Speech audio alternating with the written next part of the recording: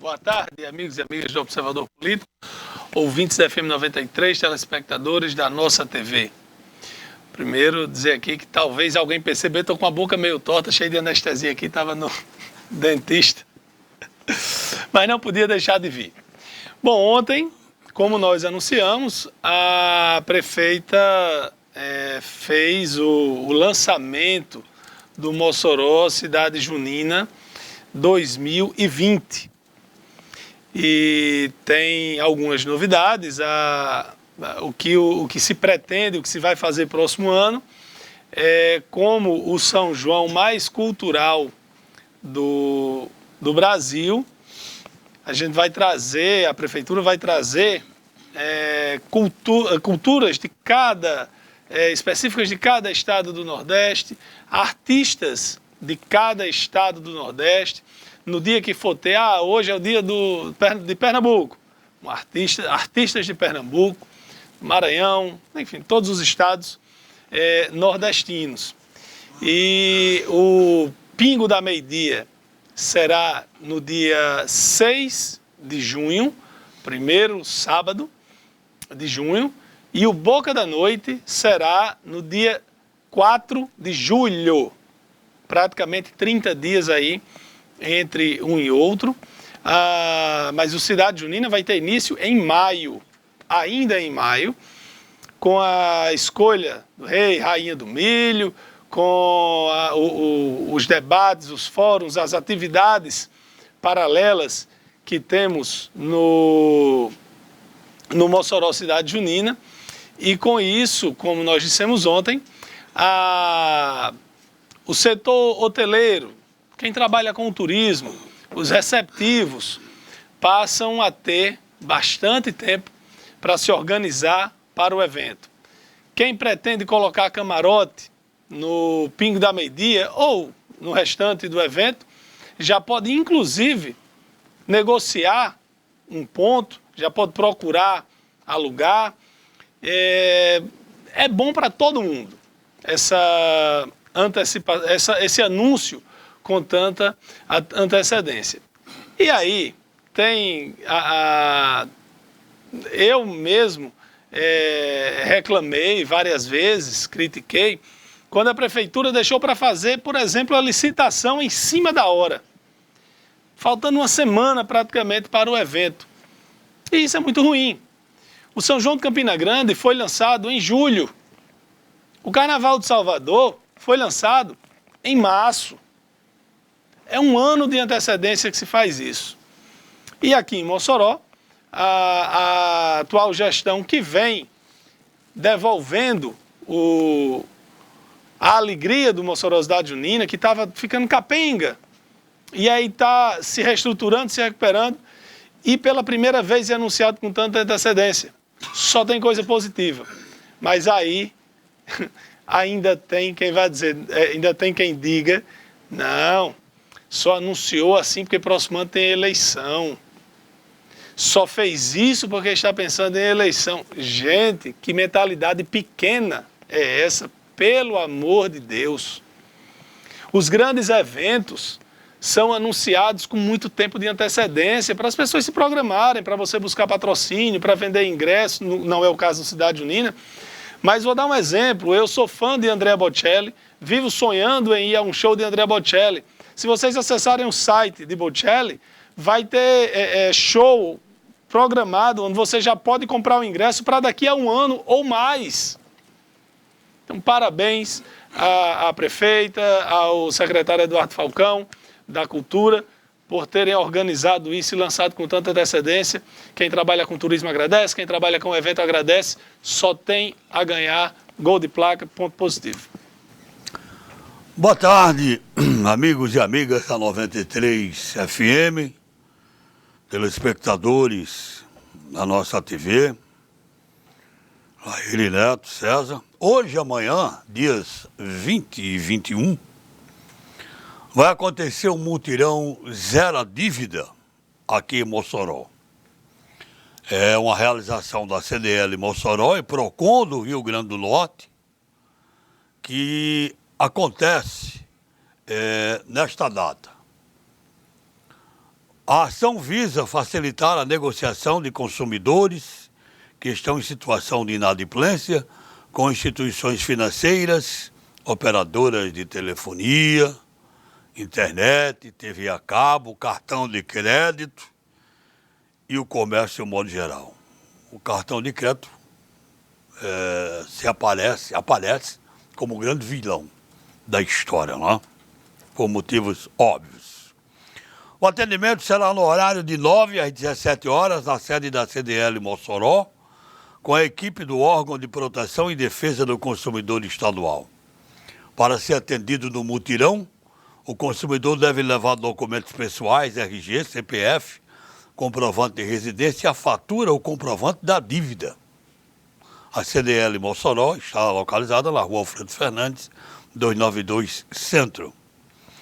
Além das equipes do PROCON, Rio Grande do Norte e CDL, várias empresas de Mossoró estarão com seus representantes disponíveis no atendimento do mutirão para negociar diretamente com o consumidor. O mutirão Zero Dívida está entre as ações do Agosto Lilás, que é uma campanha de âmbito nacional que objetiva alertar e conscientizar a população, de um modo geral, sobre os tipos de violência contra a mulher. Durante o mutirão haverá aconselhamento voltado para o público feminino.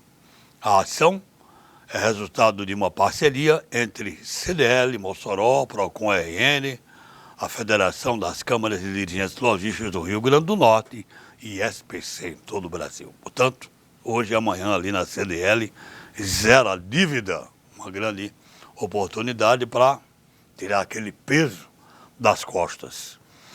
O nosso livro de hoje chama-se A Saga da Radiofonia Moçoroense, do escritor moçoroense Lindomar Marcos Faustino, e aqui tem tudo sobre o rádio, sobre as emissoras de rádio e sobre os radialistas de Mossoró ou de outros centros, de outras cidades que por aqui passaram. Ótimo livro, você fica por dentro de tudo que aconteceu e que está acontecendo também no rádio moçoroense e os radialistas, né?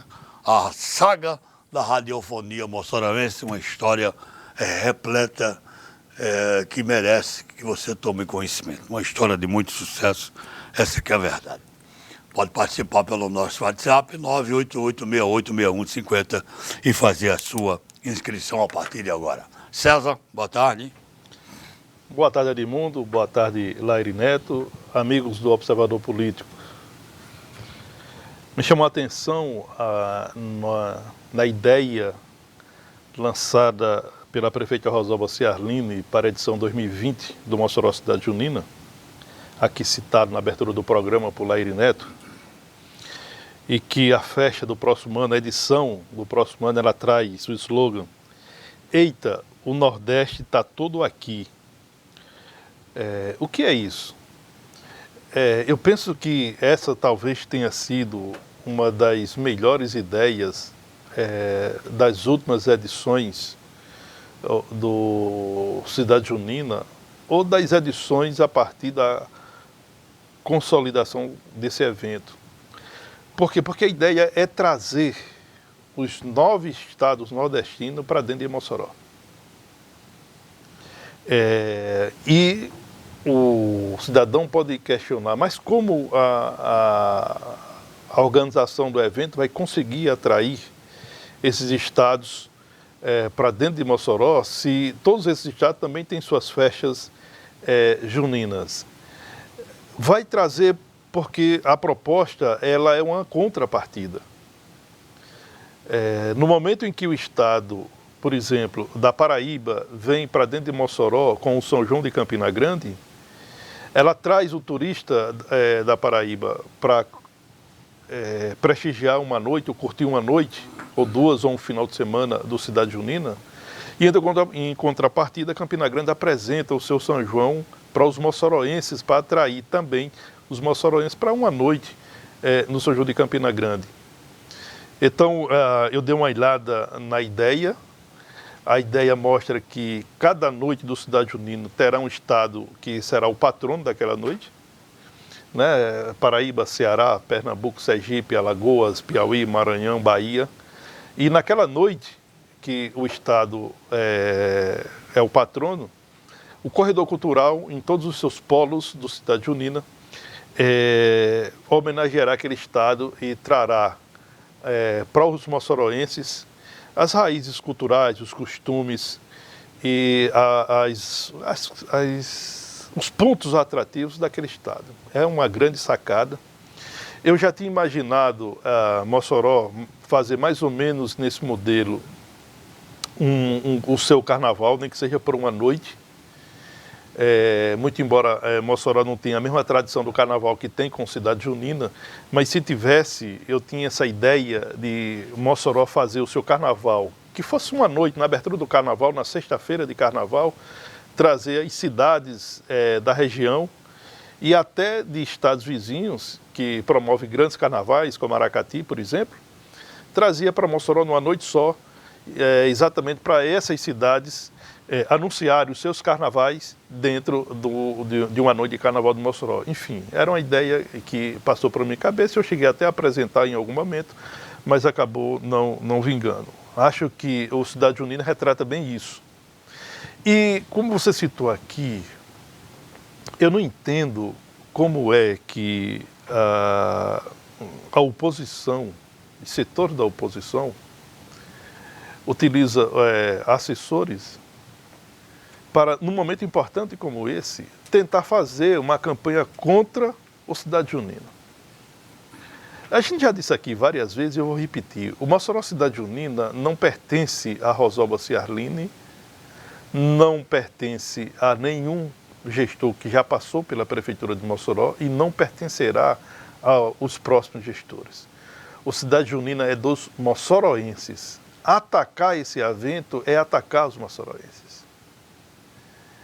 De quem partiu essa ideia de mandar blogueiros, mandar assessores fazer comentários que o Cidade Junina teve um lançamento antecipado por uma questão política ou politiqueira, como alguns citaram, certamente não tem a capacidade ou talvez não tenha a coragem de consultar o mototaxista, o taxista, o motorista de transporte por aplicativo, o salão de beleza lá da periferia da cidade, o comércio, a rede hoteleira, bares, restaurantes, costureiras.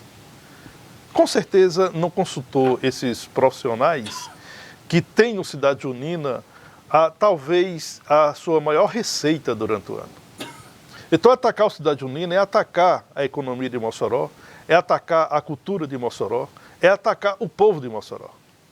Atacar o Cidade Junina é atacar mais de 3 centenas de profissionais da cultura que trabalham no Cidade Junina, seja cantores, sejam músicos e outros profissionais de outras manifestações culturais. É atacar. Pergunta o ator local que participa do Chuva de Bala no País de Mossoró, procura os produtores culturais, procura saber se eles estão felizes porque a festa vai ter maior tempo de organização, se ela foi lançada antecipadamente para ter melhor organização, para ter melhor planejamento. Pergunta à iniciativa privada que vai ter mais tempo para se organizar, se não gostou da festa ter sido lançada com 10 meses de antecedência. Então, olha, o próximo ano é ano eleitoral, que os políticos e quem pretende disputar, seja cargo de vereador ou cargo de prefeito, que tenha responsabilidade com a cidade, que apresente boas propostas, que discuta boas propostas, mas que evite atacar a cidade achando que atacando a cidade vai atingir a atual gestora. Isso é um absurdo. Então, que respeite o Mossoró Cidade Junina. Essa festa é dos moçoroenses, não é uma festa de políticos e nem de gestor do momento. Eu até acho que quem é jornalista, quem é blogueiro, que tem ligação profissional, que tem ligação familiar com algum político, que diga. Porque assim seus leitores vão saber melhor quais são seus posicionamentos, né? Se um blogueiro recebe dinheiro da Assembleia Legislativa, de um deputado, de um vereador, para fazer sua assessoria, é remunerado por isso, ok, não há crime nisso de jeito nenhum. Quando eu estive vereador, com a verba de gabinete, eu pagava o serviço de assessoria de imprensa. Não há pecado nisso. É uma atividade dentro da nossa profissão. E que seria interessante se esses jornalistas dissessem aos seus leitores: eu tenho um contrato com a empresa tal, eu tenho um contrato com deputado tal, eu tenho... Enfim, transparência, né? Quem defende transparência precisa ser transparente. E o que chama atenção, Leibnet, é essa questão do Cidade Junina. Mossoró tem 2 representantes na Assembleia Legislativa. 2 que foram eleitos com o voto dos moçoroenses. Aí chega um momento importante desse, eles estão ausentes. Eles simplesmente não foram para o lançamento do Mossoró Cidade Junina, como se não tivesse nada a ver com aquilo. É um absurdo isso. Né? Como é que você está representando Mossoró se você se ausenta num momento tão importante como esse? Se você, inclusive, torce contra. Né? Torce contra. A gente sabe de onde partem os ataques do Mossoró Cidade Junina querendo atingir gestor do momento, a gente sabe de onde ataca. Então essas pessoas precisam ter responsabilidade, principalmente quem tem mandato, que respeita o voto dos moçoroenses, que trabalhe, ao invés de tentar atrapalhar, em prol de coisas importantes, como é o Mossoró Cidade Junina. O Mossoró Cidade Junina, assim como a festa do bode, assim como a festa Terra da Liberdade, que acontece em setembro, precisa ter o apoio de todos, independentemente de partido, de cores, de desejos políticos. Porque esses são eventos importantes para a economia local. Então nós temos que rechaçar sempre quando alguém aparece querendo prejudicar um desses eventos. Olha, tem 2 eventos culturais hoje em Mossoró. O primeiro, o concerto de violão de Júlia Balaré, com participação de violões do projeto Esperança e Extensarte. Será hoje às 19 horas no Teatro Lauro Monte Filho. Entrada, 1 quilo de alimento, troca antecipada de senhas da Pró-Reitoria de Extensão da UERN. A UERN é a Associação de Violonistas de Mossoró, que trazem esse concerto às 19 horas de hoje no Teatro Lauro Monte Filho. E no Teatro de Zoe Rosado, às 20 horas, o artista moçoroense Ayrton Silon apresenta o show com o início, o fim e o meio. Homenagem pelo aniversário de morte amanhã, né, do grande Raul Seixas. Então, 2 grandes eventos hoje aqui em Mossoró. E um abraço a Edmondson, ouvindo sempre o programa. Valeu. O presidente Jair Bolsonaro, quando convidou o Sérgio Moro, ele próprio já assumiu, disse que uma das coisas que poderia fazer por Moro era indicá-lo ao Supremo Tribunal Federal, que iria fazer isso como um agradecimento. E Moro chegou ao governo com status de super-ministro, mas ao longo do tempo foi se enfraquecendo e sequer pessoas indicadas por ele para o ministério que ele deveria comandar permaneceram lá. Já são alguns casos de pessoas que ele indicou e foram substituídas logo depois. Um dos cavalos de batalha do ministro é com relação ao COAF, que é um órgão ligado ao Ministério da Economia, que fiscaliza as movimentações financeiras. É um importantíssimo instrumento no combate ao crime, seja corrupção, desvio de dinheiro público, seja o tráfico de drogas, seja a sonegação de impostos. É um importante instrumento no combate ao crime que envolva aí grandes movimentações de dinheiro. E aí o ministro Moro, que queria ter sob o seu comando o COAF, foi vendo essa realidade cada vez mais distante e agora o presidente publicou a medida provisória que não deixa o COAF nem no Ministério da Justiça, nem no Ministério da Economia. O COAF agora é ligado ao Banco Central. E a pessoa que estava no comando do COAF, ligado a Sérgio Moro, também substituída. Então, mais uma derrota para Sérgio Moro dentro do próprio governo. Não é uma derrota imposta pela oposição, é uma derrota do próprio governo. E ainda sobre o governo federal, o presidente Jair Bolsonaro, que disse que daria filé aos filhos, disse que nomearia o filho, indicaria o filho Eduardo para ser, Eduardo é o deputado, para ser embaixador em Washington, e isso tem causado muita polêmica. Ele já chegou a dizer, inclusive, bom, se o Senado não aprovar o nome dele, eu tiro o Ernesto, que é o ministro das Relações Exteriores, e coloco Eduardo para ser ministro. Por que isso? Porque há um entendimento que o cargo de embaixador não é um cargo político, é um cargo executivo e configuraria nepotismo. Tem muitos senadores que não estão apoiando, declarando apoio ao nome de Eduardo. E Bolsonaro hoje deu uma declaração que pode sim rever a indicação de Eduardo Bolsonaro. Eu estou procurando aqui porque ele está aqui. Ele deu uma declaração dizendo que ele fez até um comparativo com um casamento. Ele diz, por exemplo, você está noiva, a noiva é virgem, vai que você descobre que ela está grávida. Você desiste do casamento?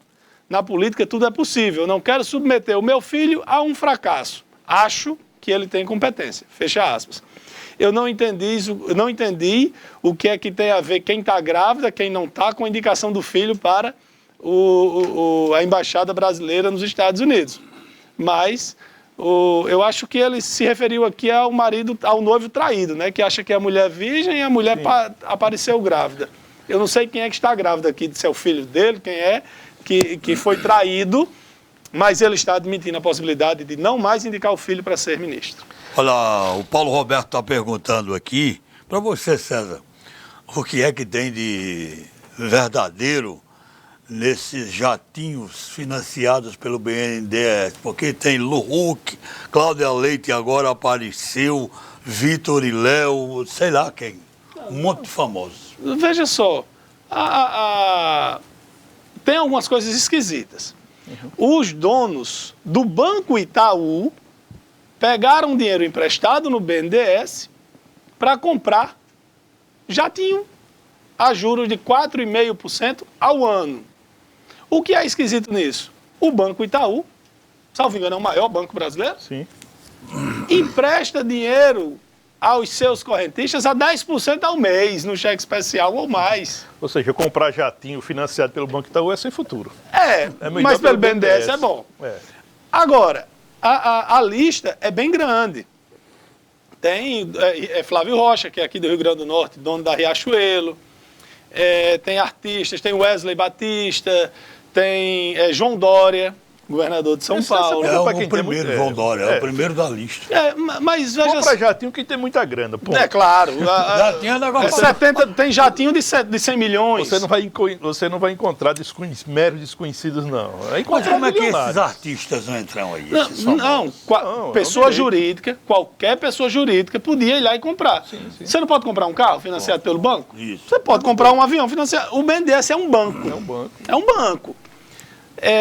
Agora, eu vi uma notícia de alguém, eu confesso que eu não me aprofundei, dizendo que esse programa de financiamento de aviões causou um prejuízo de 700 milhões ao BNDES. Esse é o problema, né? Se causou prejuízo, está errado, totalmente errado. No que pese o BNDES ser um banco que dá lucro ao governo, que tem lucro. Não sei se ele repassa o lucro para o governo. O que eu vejo assim nessa questão, principalmente dos donos de bancos privados que procuraram o financiamento do BNDES, é legal, mas eu vejo uma imoralidade.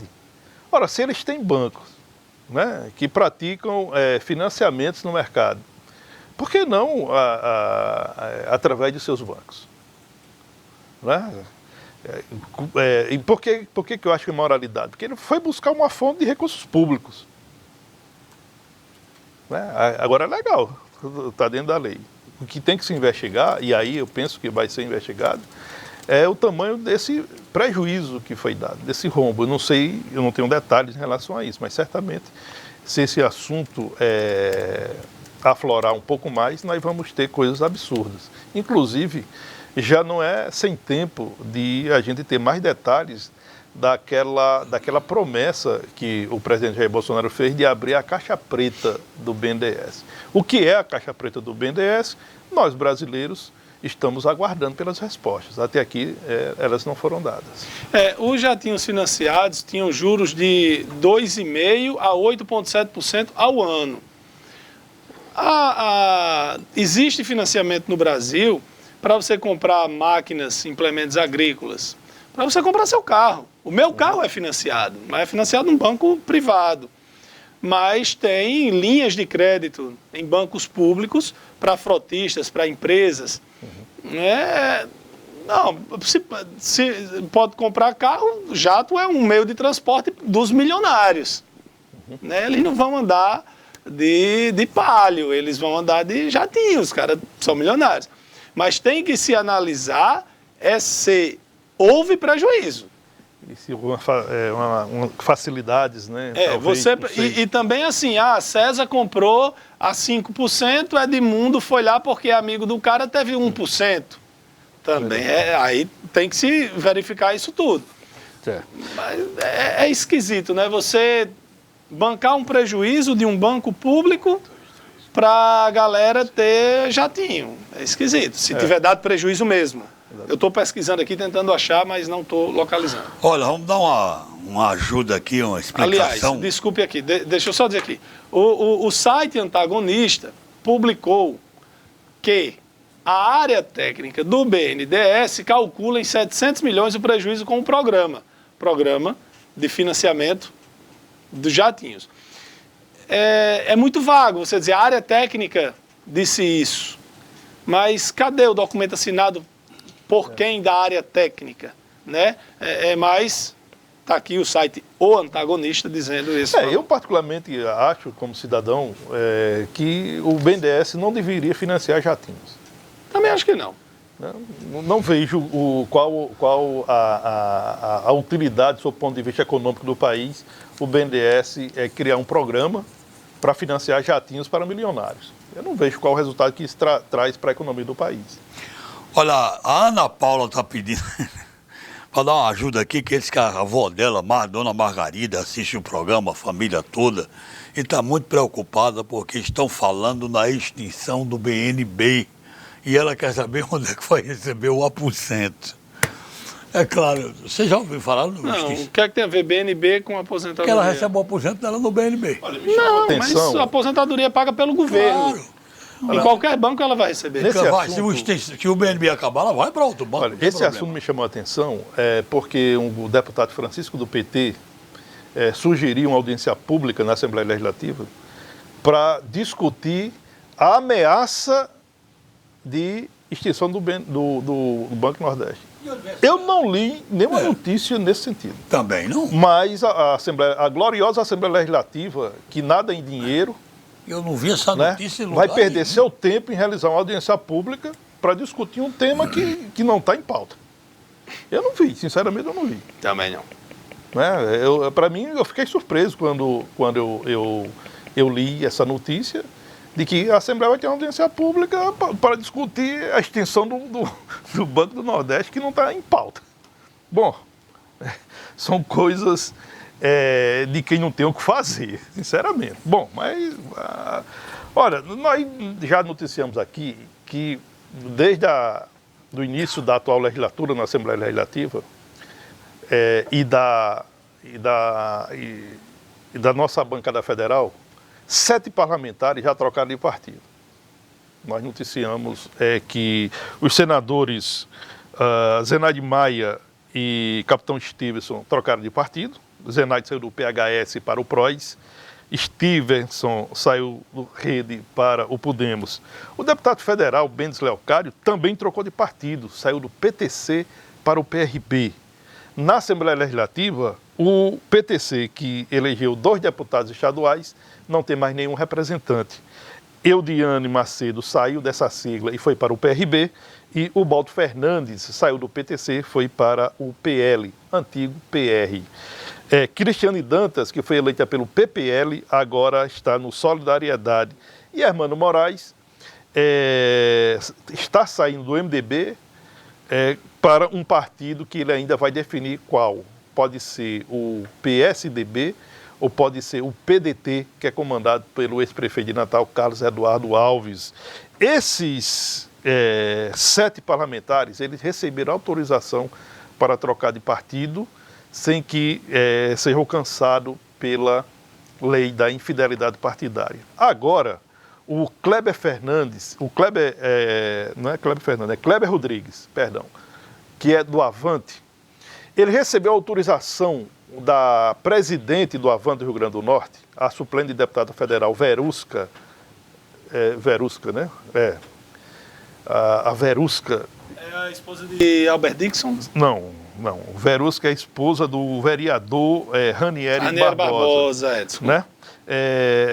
Verusca, como presidente do Avante do Rio Grande do Norte, autorizou o processo de desfiliação de Kleber Rodrigues. Só que agora a executiva nacional do Avante não chancelou essa decisão e não permite a mudança de partido.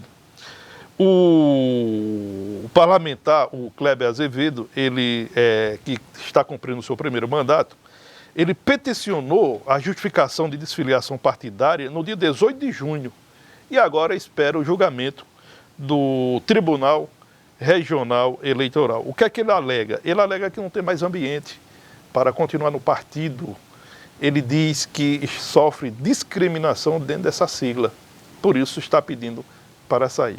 Será o primeiro processo de desfiliação dos atuais detentores de mandato, o primeiro processo no TRE que vai para julgamento no pleno daquela corte. O vereador lá do Rio de Janeiro, Carlos Bolsonaro, filho do presidente, o 02, o Pitbull Carluxo, ele parece que está desgostoso com a política e lançou a mãe, Rogéria. Eu não sei, Bolsonaro já casou 3 vezes? 3. 3 vezes, então acho que ela foi a segunda. Enfim, a mãe de Carlos Bolsonaro se chama Rogéria. E será candidata à Câmara Municipal lá no Rio de Janeiro. E o Carlos já resolveu, anunciou a mãe como candidata e está trabalhando nas redes sociais da mãe. Eu não sei se a legislação permite que ele seja candidato a outra coisa, o pai sendo presidente da República. Eu sei que, por exemplo, um prefeito não pode lançar um filho vereador. Um governador não pode lançar um filho deputado estadual, deputado federal ou senador. Nem prefeito dentro do estado. Já tem. Eu não sei se presidente pode. Tem decisão nesse sentido. O Carlos Bolsonaro, filho do presidente, ele só pode ser candidato à reeleição. Eleição. Né? Então, eu não sei se ele, porque meu questionamento seria se ele está abrindo mão para a mãe ser candidata a vereadora e ele ser candidato a prefeito, por exemplo. Para qualquer cargo executivo, não? Para qualquer cargo. Não, para qualquer cargo eletivo. É porque Bolsonaro é presidente. Então, os filhos só podem ser candidatos ao que já são os cargos que ele já tem. Não pode ser candidato a outra coisa. Um governador, por exemplo, Vilma era governadora. Márcia Maia só pôde ser candidata a deputada estadual porque ela já era estadual. Ela não podia ser candidata a deputada federal. Exatamente. Nós temos fato concreto, o Lula, quando era presidente, o filho de Lula, já nas eleições de 2008, seria candidato a vereador numa cidade do interior de São Paulo. São Bernardo. E foi impedido porque a justiça entendeu que ele estava inelegível. Então pronto. Nós temos agora, no Rio Grande do Norte, uma discussão mais ou menos nesse sentido, com a esposa do ex-prefeito de Natal, o Carlos Eduardo Alves. Carlos Eduardo pretende lançar a esposa, Andréa Ramalho, candidata a prefeita em Parnamirim. Como o Carlos Eduardo já foi prefeito, eleito e reeleito, significa dizer que seria reeleição. O que se está discutindo é que se isso se aplica numa cidade vizinha, ou não?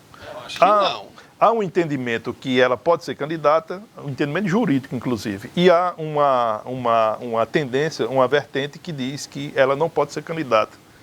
Porque é mais ou menos o seguinte, um prefeito de Mossoró eleito e reeleito, a esposa poderia ser candidata em Tibau, em Baraúna, no município vizinho. Isso está em debate. O Carlos Eduardo Alves fez consulta à Justiça Eleitoral e aguarda a resposta para ter a exatidão se pode ou não lançar a esposa candidata em Parnamirim. Enoque está perguntando, manda aqui um alô para Júnior Paiva, está acompanhando pelo Facebook, Fátima Dias Viana, ela faz um comentário aqui, quem mais reclama do pingo dessa história do Cidade Junina é o primeiro a chegar lá, que o Cidade Junina é um patrimônio dos moçoroenses e aquece a economia, o comércio. Enoque pergunta assim, quando teremos antecipadamente soluções quanto à liberação do ginásio e do Nogueirão? Creio que esses dois símbolos da nossa cidade também iriam proporcionar grandes investimentos. Grandes investimentos no esporte. Sim. Mas retorno financeiro, não. É diferente, Enoque. Mas o ginásio, que foi construído lá por volta do ano 2000, ele tinha um piso que recebia competição internacional todo mundo. O ex-prefeito de Mossoró tirou o piso, os tacos, os amortecedores, o negócio lá que tinha para amortecimento, e fez um piso de cimento. Então você já tira das competições. E o Corpo de Bombeiros fez umas exigências para colocar hidrante e o custo para essa reforma é mais de R$1 milhão. Eu acho que já está sendo feito. Mas, Neto, essa questão do ginásio Pedro Ciarline é gravíssimo. O que é isso? Quando ele foi construído, o piso colocado no Pedro Ciarline era um piso para competições oficiais. Internacionais. O investimento, só com piso, foi de quase R$800 mil. Na gestão do ex-prefeito Silveira Júnior, tiraram o piso. Alguém ficou com o piso. E é caro. Quem ficou com esse piso? Né? Por onde anda o piso? Quem carregou o piso do Pedro Ciarline? E aí a gente aqui, muito se diz que o Ministério Público tem que se sentir provocado, né? De Mossoró, muito se diz que o Ministério Público tem que ser provocado. Então, a bancada do Observador Político está provocando o Ministério Público para saber por onde anda o piso do ginásio Pedro Ciarline. Onde é que estão usando esse piso? O nosso telespectador, ouvinte, Enoque, poderia também nos ajudar. O Ministério Público não precisa ser provocado, não. A gente aqui está provocando ele. Mas não precisa. É o que a gente... O Ministério Público age de ofício. Então o piso desapareceu. E foi colocado cimento para receber o Festival de Quadrilhas do Mossoró Cidade Junina. Ou seja, o Pedro Ciarline não pode receber competições nacionais e internacionais. Não. Porque as competições exigem o piso que tinha antes. E pode. Competição local e pode, mas no seguinte aspecto. Quem vai promover, por exemplo, traz uma seleção brasileira de futsal contra uma seleção argentina. Quem promover esse evento vai ter que alugar o piso, que tem piso para alugar. Aí traz do sul do país um piso para colocar para aquele evento. Pronto. Brincadeira de mau gosto, né? Viu? Olha, o João Neto está perguntando aqui, aliás, é a pergunta do João Neto e da Ana Paula. É o seguinte, desde quinta-feira que estão em funcionamento os fotossensores. Vocês podem repetir os locais? Podemos. Augusto Severo com Melo Franco, cemitério. Avenida Diocesana com João da Escócia, ali no shopping, chamado Shopping do Esportino. Diocesana e Rua Doutor João Marcelino, no HGO. Abel Coelho e Rua Tarcísio Corrêa, abolição 3 para o 4. Os fotossensores radares vão notificar nas seguintes situações. Avançar o sinal vermelho, no semáforo, parar o veículo sobre a faixa de pedestre. É o seguinte, pediram aqui para repetir, a lei que é de sua autoria, quando vereador, é de 5 às... Não. De 10 da noite às 5 da manhã. E tem uma velocidade também. Não, na 30 quilômetros?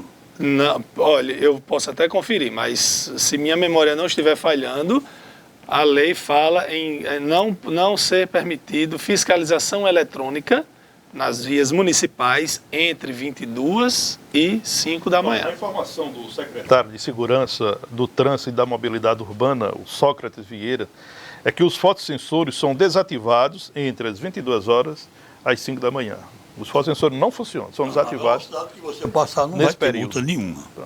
Mas é bom ter cuidado. Agora, é bom a gente colocar aqui, Edmundo deu aqui os trechos, né, onde os fotossensores foram reativados. Mas é bom a gente sempre citar que o interessante é que o motorista não cruza o sinal fechado, não avance a faixa de pedestre, não observa apenas os trechos onde tem fotossensores. Respeite o trânsito em todas as áreas, porque só assim é possível a gente reduzir o grande número de acidentes no trânsito dentro da cidade. Eu, como autor do projeto que virou a lei, foi aprovado pela Câmara, quando eu defendi dizendo não é o ideal. Não é o ideal. Eu sou a favor de que em todos os sinais de trânsito tenha fotossensor. Porque as pessoas em Mossoró cortam muito o sinal de trânsito. Não é só em Mossoró, não. Cortam muito o sinal de trânsito. E isso é ruim para o trânsito, provoca acidente, é péssimo. Só que, do outro lado, nós temos a questão da insegurança. Em muitas cidades do país, e eu posso dizer um aqui que eu morei, Brasília, na madrugada, os sinais ficam piscando só o amarelo, para as pessoas diminuírem, olhar se vem carro ou não, passa ou não. É uma questão de segurança. Eu não me sinto seguro parar num sinal de trânsito às 2 da manhã em Mossoró e ficar parado esperando. Não me sinto seguro. Nem você nem ninguém, né? Bom, a gente estava comentando aqui, antes do programa começar, e nas redes sociais é uma euforia só. O problema que houve no Rio de Janeiro, um homem lá fez os passageiros, 30 passageiros reféns, e foi abatido por um policial de elite. A gente estava comentando aqui, as redes sociais estão cheias de parabéns para o policial, que ninguém sabe quem é ainda, e também, a gente comentava sobre a euforia da população de um modo geral, quando a TV transmitia ao vivo e o homem foi abatido pelo policial. É o sentimento de justiça com as próprias mãos que aflorou de vez no país. Né? Eu, particularmente, não fico feliz em ver. Como... Eu não me lembro em qual cidade, mas teve uma mulher que foi linchada depois de um boato no WhatsApp de que ela praticava exploração sexual infantil, era magia negra. O fato é que ela não... Foi comprovado que ela não tinha culpa de nada. Mas aquele sentimento, aquela ira da massa, foi lá e matou a mulher. Eu não estou dizendo que o cara que estava assaltando o ônibus, estava sequestrando as pessoas, merecia estar aí sendo bem tratado, com flores, não. Mas a gente comemorar, porque uma pessoa foi assassinada, foi morta, né? Nós tivemos um episódio, enfim, Lairinho, lá em 1993, e eu fiz essa cobertura, foi num domingo seguinte pós-carnaval. Um domingo pós-carnaval. Isso aconteceu em Areia Branca. 3 jovens haviam sido presos acusados de estuprar uma criança, um adolescente, no período de carnaval em Areia Branca. E a população ensandecida invadiu a delegacia de Areia Branca, retirou esses 3 jovens e linchou os jovens em via pública. 2 morreram e um escapou, mas ficou sequelas. Né? E aí, após esse episódio, eles estavam presos para investigação. Poderia e deveriam ter sido transferidos para Mossoró, onde era mais seguro, mas, enfim, eles ficaram lá na delegacia de Areia Branca. Após esse linchamento de pessoas, eu vi pessoas rindo e batendo com pedras na cabeça desses jovens, rindo, como se tivesse satisfeito com aquela situação. Ficou comprovado de que os jovens não haviam cometido o crime. É punk. Né? Isso é uma passagem na minha carreira que foi bem marcante. Né? Bem marcante mesmo. Vamos chamar nosso intervalo e daqui a pouco a gente volta com mais Observador Político.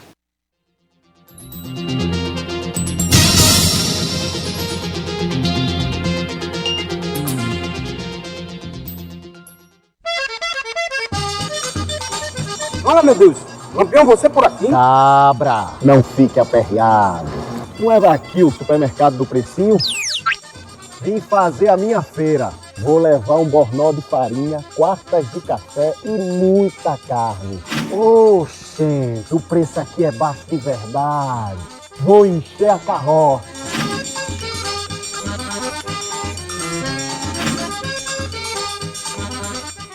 Velocidade, cobertura, estabilidade e maior taxa de upload você encontra na internet TCM Telecom. São 100 mega por menos de R$3 ao dia. E mais, você ainda pode montar seu pacote de TV e internet de acordo com a sua necessidade. Para saber mais, mande mensagem para o nosso WhatsApp 987775638. TCM Telecom, sempre à frente com você. Ela tá no quarto, vai lá.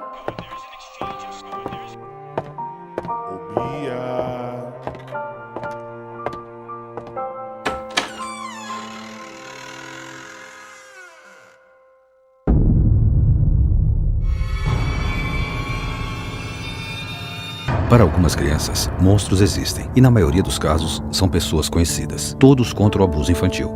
Disque 100 e denuncie. Todos os meses você investe seu dinheiro no trabalho da LBV.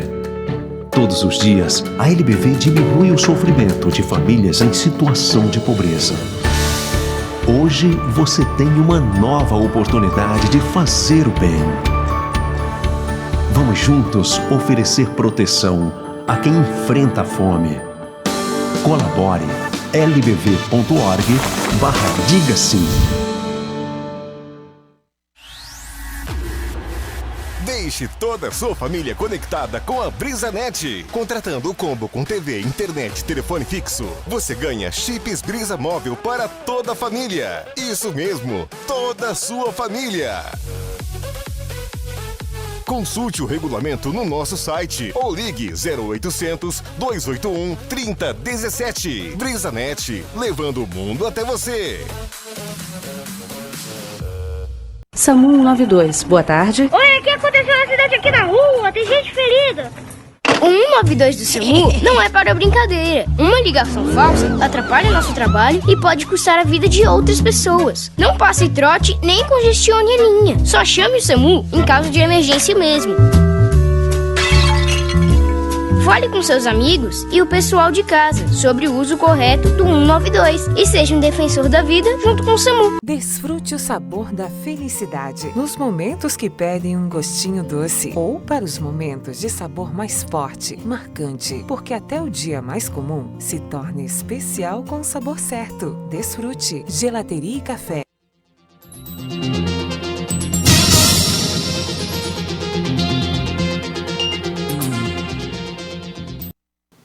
Segundo bloco do Observador Político, pela Rádio 93 FM e pela nossa TV.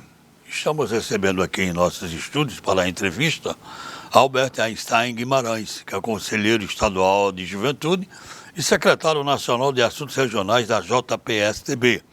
Ele está em Mossoró para participar de uma reunião ordinária do Conselho, que ele integra como representante das juventudes partidárias. Albert, boa tarde. Qual o objetivo dessa reunião?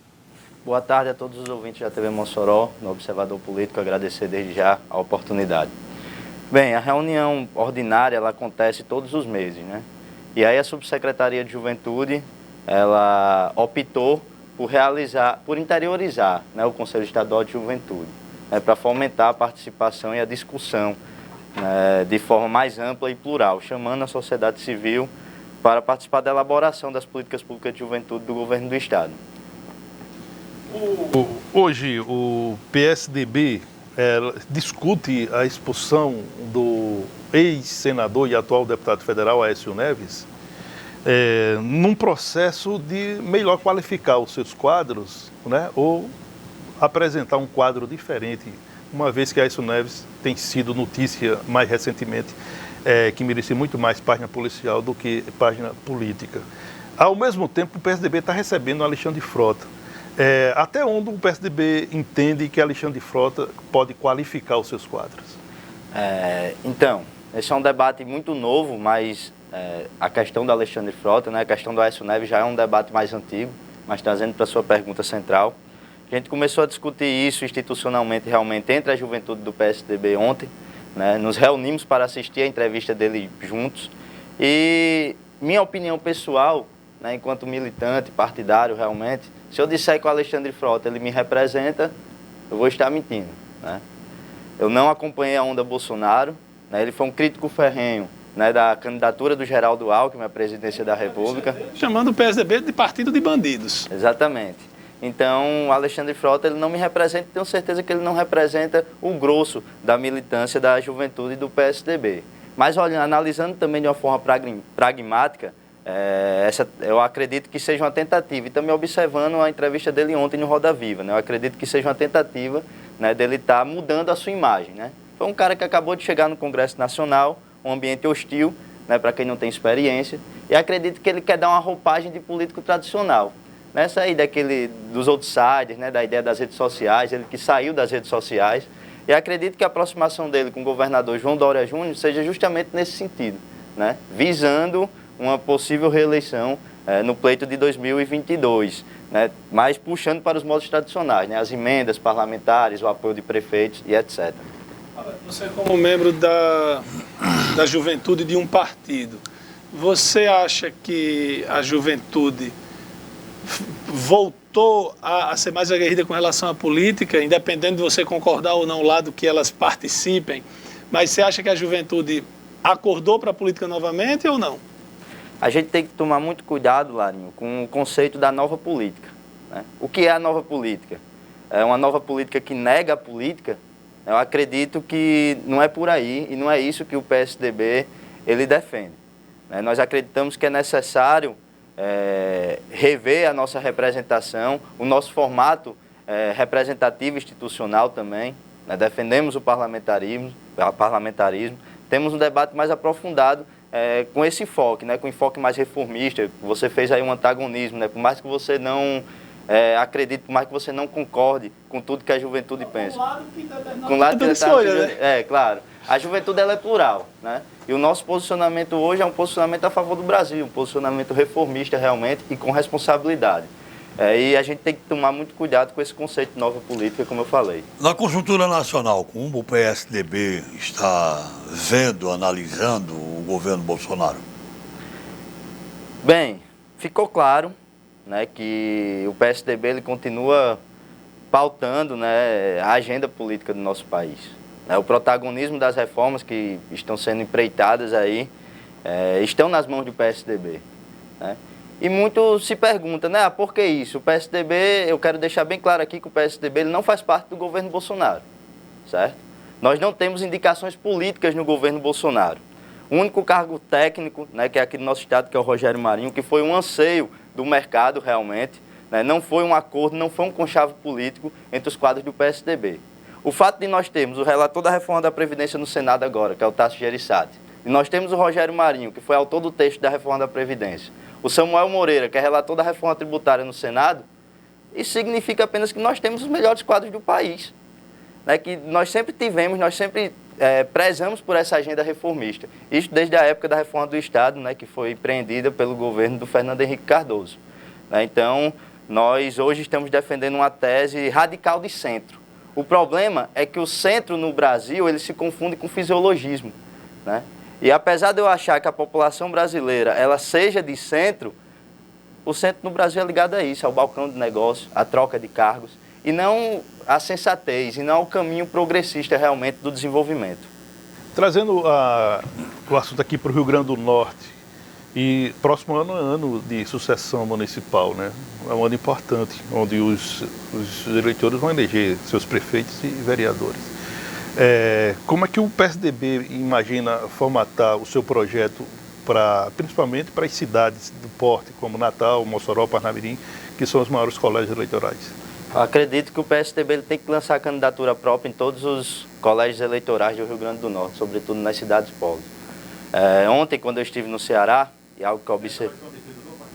Ter candidatura própria... Rapaz, essa é uma defesa, por enquanto, da juventude do PSDB. Assim como nós defendemos candidatura própria também do presidente da Assembleia, Ezequiel Ferreira, ao governo do Estado. E assim como nós nos colocamos contrário também ao apoio dele à governadora Fátima Bezerra.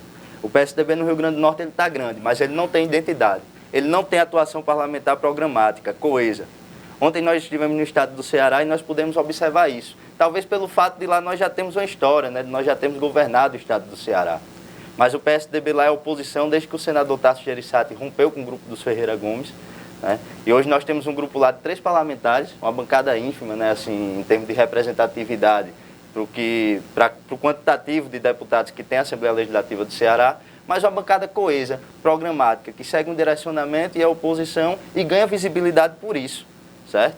Então, eu acredito que o PSDB precisa aqui no Estado passar a atuar realmente de forma coesa e programática. Então, a juventude defende que o PSDB se divorcie do governo estadual? Eu acho que a gente tem que deixar claro aqui que o PSDB, no contexto geral, ele não participa do governo de Fátima Bezerra, certo? As indicações que tem no governo de Fátima Bezerra foram feitas pelo deputado estadual Ezequiel Ferreira, né? Que o que ele passa, e a gente tem que reconhecer aqui também o excelente trabalho que ele realizou à frente da Assembleia Legislativa, né? A responsabilidade que ele tem também nesse processo de empreender reformas no estado do Rio Grande do Norte, do diálogo com o setor produtivo, certo? Mas politicamente, ele sabe disso, a gente já conversou, isso faz com que o PSDB ele perca a sua identidade. Em contrapartida a isso, nós temos o deputado Gustavo Carvalho e o deputado Zé Dias, né, que são oposição ferrenha, né, estão sendo oposição ferrenha ao governo de Fátima Bezerra na Assembleia Legislativa. Então, o que falta é isso, é o PSDB, sabe, ele direcionar mais o discurso e ter uma atuação parlamentar programática, como eu já mencionei. Hudson pergunta se o PSDB já visualiza nomes para 2020, sessão municipal. Aonde? Mossoró. Mossoró. Eu defendo o nome da Larissa Rosado para prefeita de Mossoró, né, presidente estadual do PSDB Mulher. Albert, voltando aqui, você vai participar do encontro do Conselho Estadual de Juventude. Já participou? A gente já teve a primeira parte agora pela manhã, tivemos uma pausa para o almoço, vamos retornar agora no período da tarde. Desse encontro é emitido um documento? Qual é a finalidade desse encontro? Então, o encontro hoje, a pauta que está sendo discutida, são apresentados os pareceres, né, dos relatórios dos grupos de trabalhos temáticos que foram criados, né? Eu estou como relator, né, do grupo de trabalho Juventudes por Direitos, né, que é um projeto da Subsecretaria de Juventude que visa capacitar e incentivar a participação política dos jovens, né? Eu dividi esse grupo de trabalho em 4 eixos temáticos, né? Um eixo temático voltado para a sociedade, cultura e estratificação social, para que o jovem entenda o contexto social que ele está inserido. Dividi também um eixo temático voltado para participação social e fomento ao terceiro setor, né, para que estimule realmente o jovem a ser protagonista e que ele coopere, né, com o governo do Estado. E também, em paralelo a isso, um eixo temático voltado para noções de Estado, governo e administração pública. Tá bom. Tem alguma coisa que a gente não tenha perguntado, você queira colocar?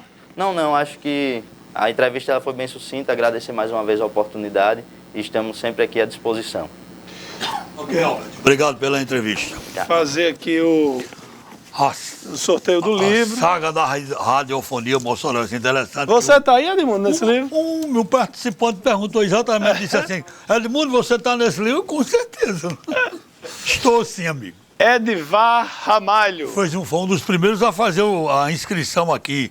Ele disse que estava lá no Vulco Vulco. Valeu, Edivar. Está ganhando aqui mais uma vez. Pode pegar conosco aqui na TV, nossa TV aqui amanhã, na Rádio FM 93, a partir de hoje à tarde. Boa tarde e até amanhã, se Deus quiser. Olha, encerrar o programa com uma frase de Chaplin.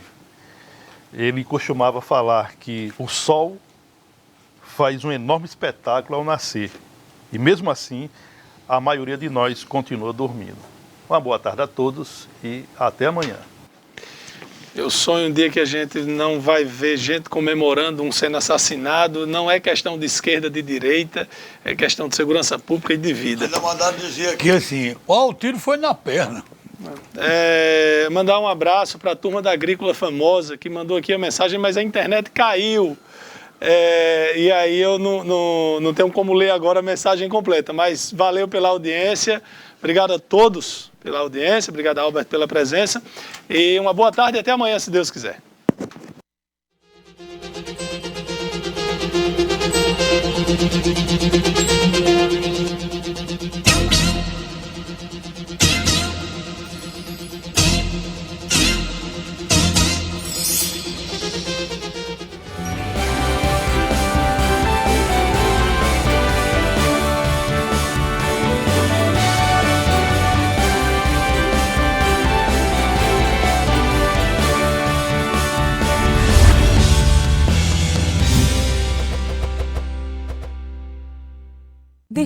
Experimente o sabor da felicidade.